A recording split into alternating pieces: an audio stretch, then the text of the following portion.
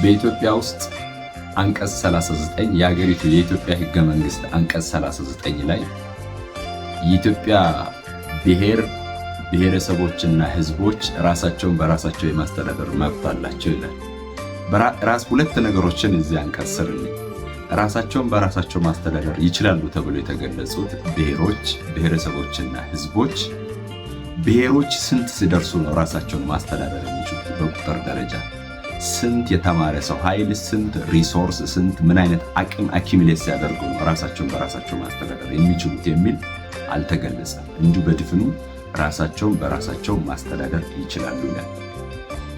ሁለተኛ እዚህ ስር ማንሳት የሚፈለገው ነገር ብሔር ማን ነው እዚህ ሀገር ውስጥ?